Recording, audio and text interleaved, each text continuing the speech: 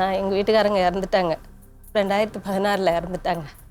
இறந்ததுக்கு பாடு எங்கள் வீட்டுல எங்கள் மாமியார் வீட்டில் கை விட்டுட்டாங்க. என்ன நடுத்தரலே விட்டுட்டாங்க. ஏன்? அது என்னன்னு தெரியல.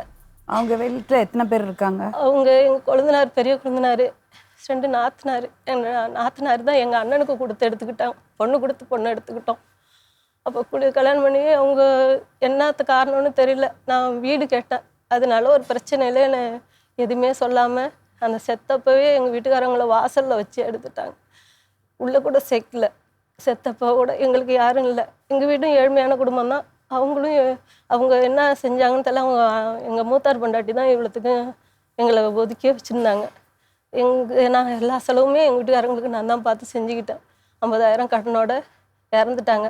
அப்போ செத்த உடனே வெளில வந்தோடனே நாங்கள் பணத்தை தூக்கி வெளில விட்டாங்க. எங்களை நடுத்தரில் விட்டாங்க. அந்த கருமாதி அது வரைக்கும் அந்த வீட்லேயே தான் இருந்தீங்க? அந்த 10 நாள் தான் இருந்தோம். நாங்கள் தனியாக இருந்தோம். எங்களை தனியாக வச்சுட்டாங்க. அப்போவே அவங்க வீட்டில் கொஞ்சம் பிரச்சனை, கொழுந்தனார் பொண்டாட்டி கொஞ்சம் சரியில்லாத இருக்கிறாங்கன்னு சொல்லிட்டு அவங்க எங்களை ஒன்றா சேர்க்கவே இல்லை.